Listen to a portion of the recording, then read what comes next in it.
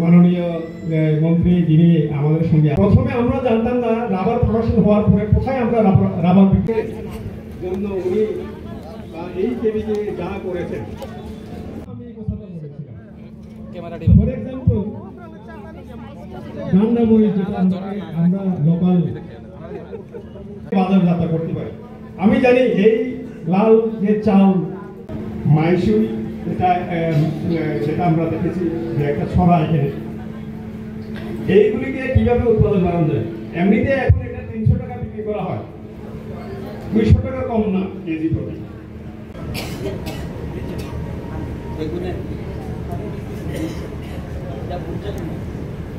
কিন্তু আমাদের যে মার্কেট, সবাই একটা বড় তালি দেবেন।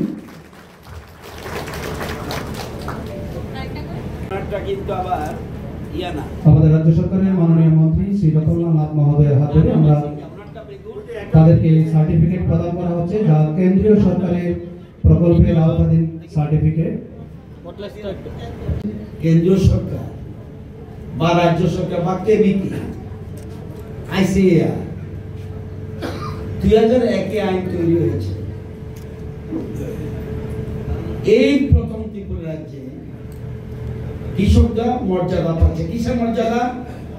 যে একটু আগে যে ভদ্র চিন্তারানী দেববর্মা, ওনার তো হলো বেগুন, মানে এই বীজ ওনার ইচ্ছা মতো বললেই হবে না।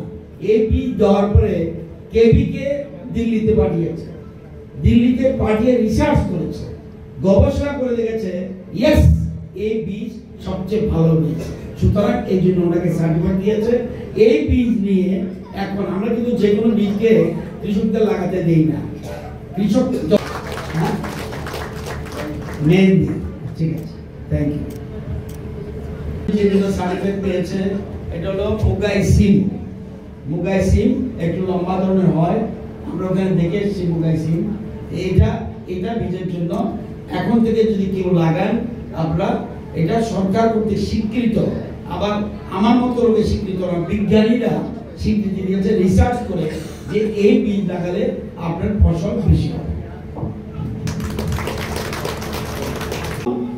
আমাদের চাহিদা 1,55,000 মেট্রিক টন দরকার, অর্থাৎ 15,50,000 কেজি লাগে আমাদের বছরে আলু। তাহলে আমাদের নিজস্ব উৎপাদন কত? 14,46,000, মানে 90,000, প্রায় 1 লক্ষ মেট্রিক টন শর্ট। তাহলে আমরা উপায় কি?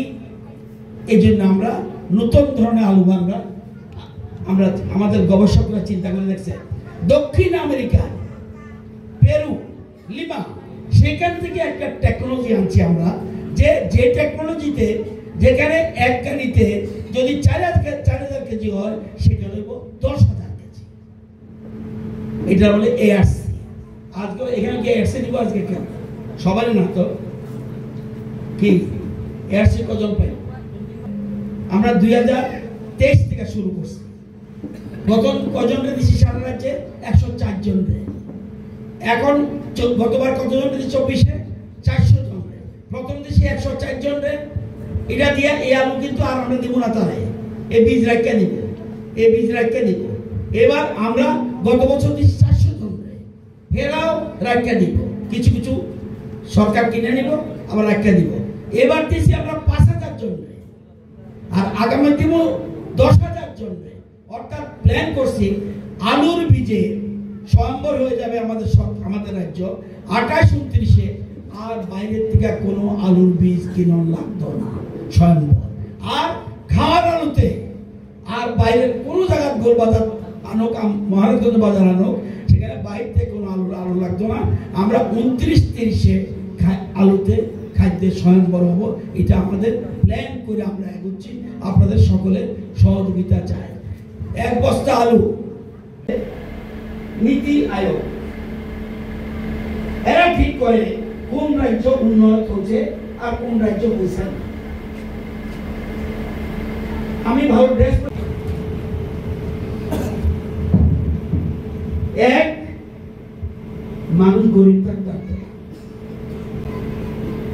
3 সুস্বাস্থ্য কল্যাণ, স্বাস্থ্য যেন ভালো থাকে। একসময় দেখা কোন ফিল্ম স্টার জানি বাঘ মেরা বলে আমার বোধ এই চলতেছে, সুতরাং কিচ্ছু মানুষ যায় না আয়, কারণ প্রকৃতি পাঠাইছে। একদিকে কোন গড মানি না, আরে মানি তো, গডও তো পাঠাইছে, গড পাঠাইলো কে? গড বানাইছে ব্যালেন্স, প্রাকৃতিক পরিবেশ ঠিক রাখার জন্য সাপ, ব্যাঙ, বানর, এই চিচি পোকা, অমুক সব কিছু পাঠাইছে প্রকৃতি ঠিক রাখার জন্য। এই প্রকৃতি, আমরা প্রকৃতিকে যা ইচ্ছা তাই ব্যবহার করতেছি। প্রকৃতি কৃষকদের পাশে রয়েছি এবং থাকবো আমরা বদ্ধপরিকর কৃষকদের সহযোগিতা করার জন্য। নানান উন্নত মানের বীজ এবং কৃষি সামগ্রী আমরা তুলে দিচ্ছি। সবাই যেন আইয়ে ফটো সবাই আসেনি।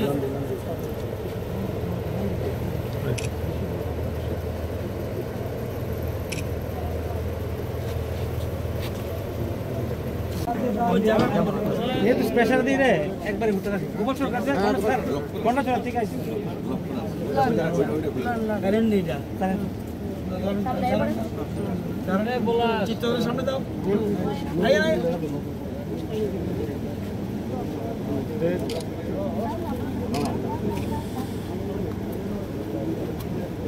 सामने जाओ चलो तो आलू तो मत जब बुन साइड में बुझन नहीं जाने दिख जान इधर आइए